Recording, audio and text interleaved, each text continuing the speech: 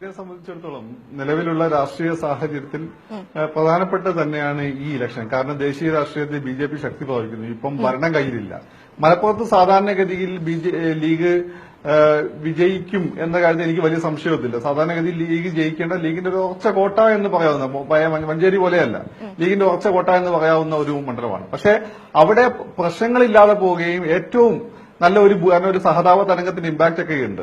അതുകൊണ്ട് തന്നെ ഏറ്റവും നല്ല ഭൂരിപക്ഷത്തോടുകൂടി ലീഗ് അവിടെ ജയിക്കുകയും ചെയ്യാന്നുള്ളത് ലീഗിന്റെ പ്രധാനപ്പെട്ട, ലീഗിനെ സംബന്ധിച്ചിടത്തോളം വളരെ പ്രധാനപ്പെട്ട ഒരു കാര്യം ഏറ്റെടുത്ത് അത് ചെയ്യുക. പാവങ്ങളോടോ അക്ഷരങ്ങളോടൊക്കെ അദ്ദേഹത്തിന്റെ താല്പര്യം, ഞാൻ അദ്ദേഹത്തോടുള്ള രാഷ്ട്രീയമായിട്ടുള്ള വിയോജിപ്പുകൾ നിർത്തിക്കൊണ്ട് തന്നെ ആണ് ഈ കാര്യങ്ങളെല്ലാം പറയുന്നത്. നമ്മൾ സത്യം കണ്ടില്ല നടിച്ചൊരു കാര്യമല്ല. കാരണം ഒരുപാട് ബന്ധുക്കളൊക്കെ ഉള്ള മലപ്പുറത്തുള്ള ഒരാളെന്ന രീതിയിൽ എനിക്ക് ഈ വസ്തുത അറിയാം.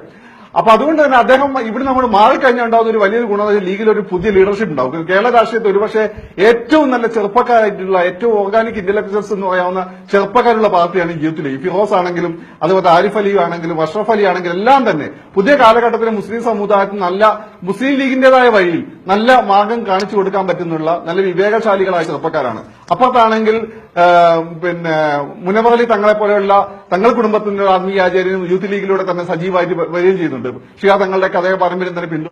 ഇപ്പം മുസ്ലിം ലീഗ് സത്യത്തിൽ ഇന്ത്യൻ മുസ്ലിംസ് കൃത്യമായി ആ ഒരു മതചട്ടത്തിനുള്ളിൽ നിന്നുകൊണ്ട് അല്ലെങ്കിൽ ഇടതുപക്ഷത്തെ പറ്റി ചിന്തിക്കാത്ത ഇന്ത്യൻ മുസ്ലിങ്ങൾ വളരെ കൃത്യമായിട്ട് എടുക്കേണ്ട ഒരു സെക്യുലർ ഡെമോക്രാറ്റിക് സ്റ്റാൻഡ് എടുക്കുന്ന പാർട്ടി. ഇപ്പം ജർമ്മനിയിലേക്ക് സോഷ്യൽ ഡെമോക്രാറ്റിക് പാർട്ടികളെ പോലെ ഒരു സെൻട്രിസ്റ്റ് ആയിട്ടുള്ള ഒരു റൈറ്റ് വിംഗ് മതപരമായ പാർട്ടി എന്ന രീതിയിൽ ഉള്ള ഒരു സാന്നിധ്യമുള്ള പാർട്ടി. അതൊരു നെഗറ്റീവ് അല്ല, വളരെ പോസിറ്റീവാണ്. ഇപ്പൊ NDF പോലെയുള്ള, പോപ്പുലർ ഫ്രണ്ട് പോലെയുള്ള, ജമാഅത്തെ ഇസ്ലാമി പോലെയുള്ള വിധ്വംസക ശക്തികളുടെ കൈയിലേക്ക് കേരളത്തിലെ മുസ്ലിം സമൂഹം പോകാതിരിക്കുന്ന ലീഗ് പ്രധാനപ്പെട്ട ഒരു പങ്ക് വഹിക്കുന്നുണ്ട്.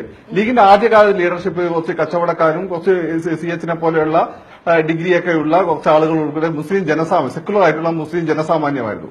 പിന്നെ കുഞ്ഞാലിക്കുട്ടി സാഹിബിനെ പോലെയുള്ള കുറച്ചും കൂടി എഡ്യൂക്കേറ്റഡും അതേസമയം കുറച്ച് ടെക്നോക്രാറ്റിക് ലൈനിലുള്ള നേതാക്കന്മാർ വന്നത്. ഇപ്പോൾ ഉള്ളത് ഒരുപക്ഷെ ഏറ്റവും കൂടുതൽ ഹൈലി ഇന്റലക്ച്വൽ ആയിട്ടുള്ള കുട്ടികളുള്ള ഒരു സമുദായം മുസ്ലിം സമുദായമാണ്. അത് കഴിഞ്ഞ ഒരു 20 വർഷത്തിനിടയ്ക്ക് ഉണ്ടായിട്ടുള്ള വലിയൊരു വിദ്യാഭ്യാസ വിപ്ലവമുണ്ട്. അതിൽ നല്ലൊരു പങ്ക് ലീഗിലുണ്ട്. ഇപ്പം സംസ്ഥയിലൊക്കെ പഠിച്ചു പോയിട്ട് പല കുട്ടികളും വെസ്റ്റേൺ യൂണിവേഴ്സിറ്റിയിലൊക്കെ നല്ല ഉയർന്ന വിദ്യാഭ്യാസം പൂർത്തിയാക്കി വരികയാണ്. അവർ പലരും ലീഗിന്റെ സപ്പോർട്ടേഴ്സ്